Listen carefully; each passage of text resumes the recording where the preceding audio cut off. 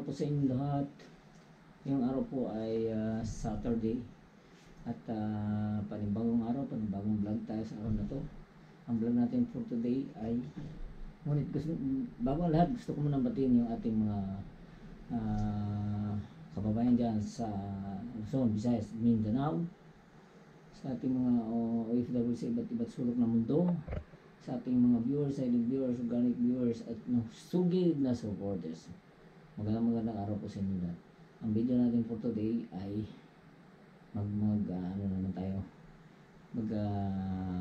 lunch, eating trip na naman tayo. Ngayon, dahil sa masama ang panahon, ay dito na tayo kakain sa loob ng bahay. Bumili ako ng obento, Japanese obento, at dito natin chichibugin. So guys, samahan niyo ko. Let's go! Ito na po yung ating Japanese bento. Ito, yan. Simple lang. At kumpleto naman yan. Meron niyang kanin.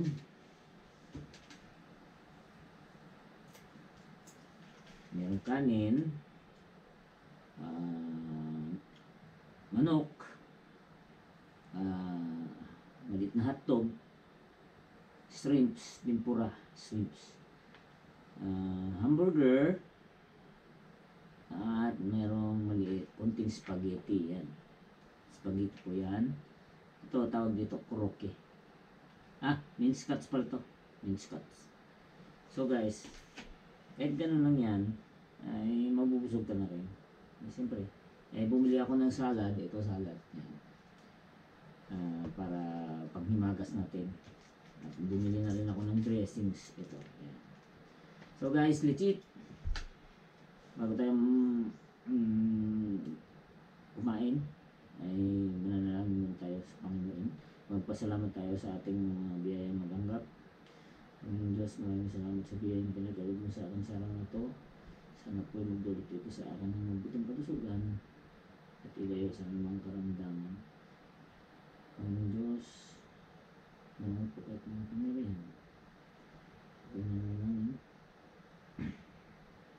At magpapasalamat, sabihin, tatanggapin ko sa araw na ito. Maraming salamat. In Jesus' name, I pray. Amen. Tanaikimasu.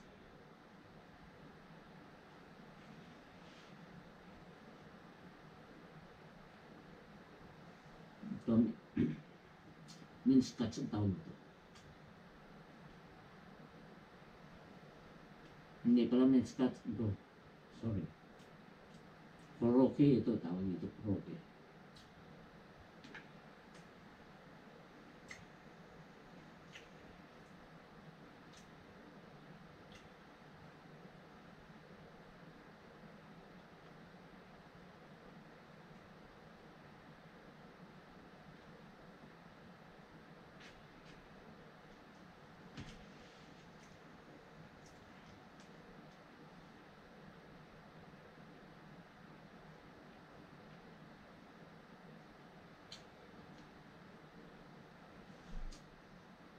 Kahit ganito lang pagkain, bro.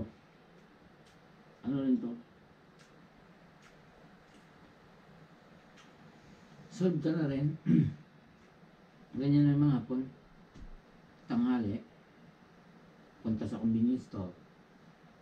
O kaya sa supermarket. Supermarket mayroon din obento. Convenience store. Marami. Lahat ng convenience store may obento. Ang ibig sabihin ng obento guys ay lunch pack. So, pwede siya sa umaga. Pwede sa tanghali. Pwede rin naman sa gabi. Pero kadalasan ng mga hapon, pag sa umaga, masanay na rin silang uminom ng otsa at saka inapay.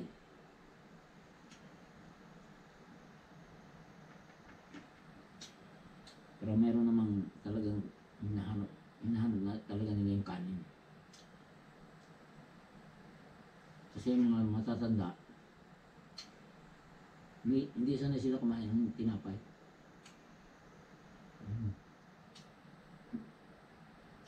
talaga ng mga matatanda sa umaga, kanin. Kahit kunti lang, basta kanin. Kunting ulam.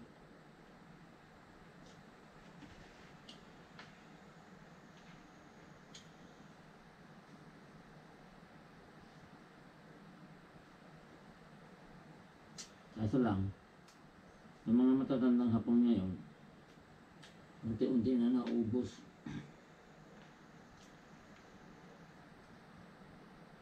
Yung mga pumapalit, mga kabataan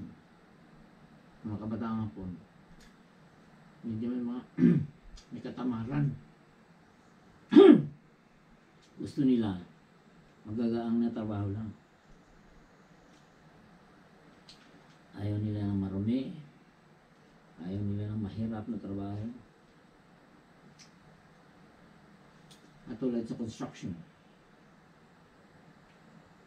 bihira ka makakita ng hapon na nagtatrabaho sa construction. Lalo na pag mga kabataan.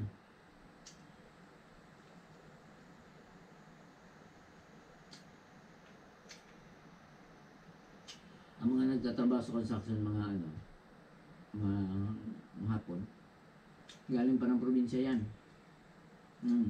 Kasi ang mga probinsyano, siyempre parang Pilipinas din. Pag probinsyano ka, masipag ka. Dahil gusto mong masinso eh. Kaya pumunta ka dito, Tokyo, para maghanap ng trabaho. Kaya yung mga taga-probinsya masisipag. Ganun din sa Pilipinas, diba? Pag laking Maynila nga, tinatawag laking Maynila,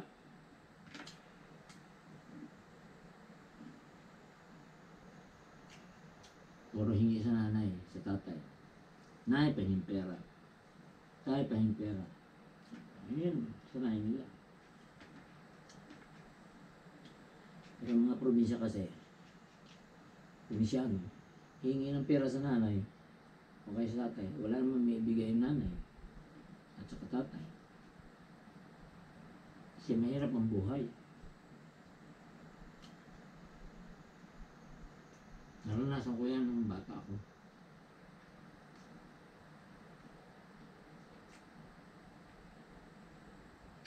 Nakikita ko yung mga bata, ibang bata, may pera. Tapos pag tinanong ko sila, saan galing yung pera mo? Binigay daw ng nanay nila. Sabi ko mabuti pa sila, binibigyan sila ng pera ng nanay nila. Tapos bibili yan sila ng candy, kung anong gusto nilang bilhin, bubble gum, alam mo naman mga bata, yung mga junk foods. Ay, uminsay.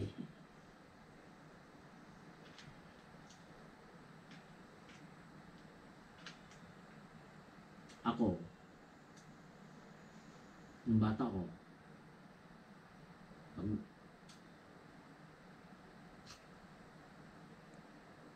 gusto ko magmerienda, pumunta ako sa bukid.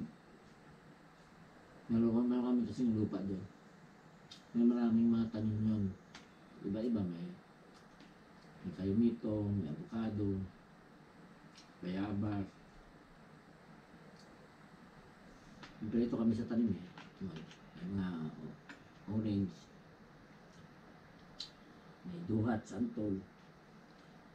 Pag maraming bunga yung bayabas, punta ako doon. Akit ako ng bayabas. Yun ang magiging merienda ko. Kasi gagayahin ko man yung ibang bata na meron silang pambili. Eh hindi naman ako binibigyan ng nanay, ng mama ko. Pera.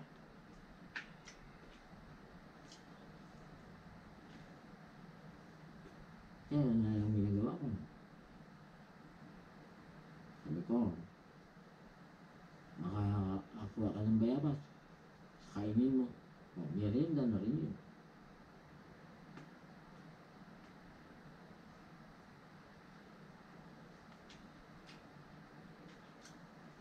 Pag panahon ng duhat,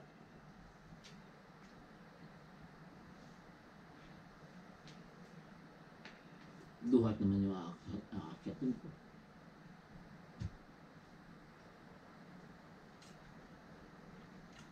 Pag panahon ng mga kayumito. Ang tawag nila dyan, star apple.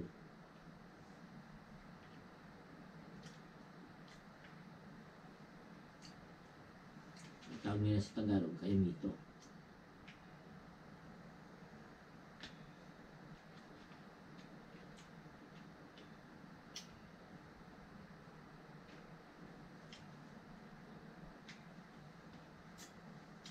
Sa lupa namin, kumpleto kami kasi mga tanim. May santol, may saging.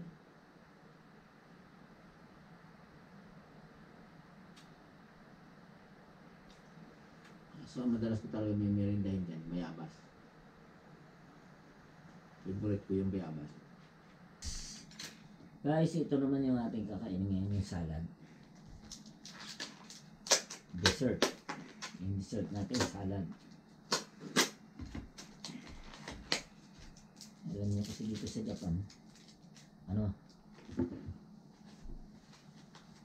dito pag pumunta ka ng ang convenience store, lalo na 7-Eleven, kompleto yan. Tapos ito, salad. Pero ito, binibili din yung dressings niya. Gawa rin yung 7-Eleven yan. Kasi 7-Eleven ako bumili. Ang 7-Eleven kasi guys, yan, kompleto sila kasi ibang convenience store. Tagal ko din nagtrabaho sa Obento Factory ba.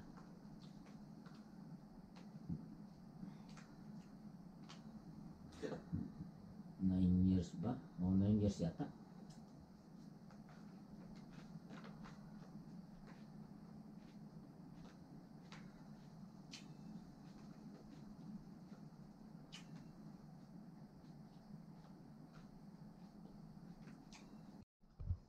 So guys, tapos na tayong kumain. Busog na busog ako. So hanggang dito lang yung video natin for today. Maraming salamat po sa inyong pagsubaybay. Hanggang sa muli, kita tayo sa aking next video. Bye bye po and God bless.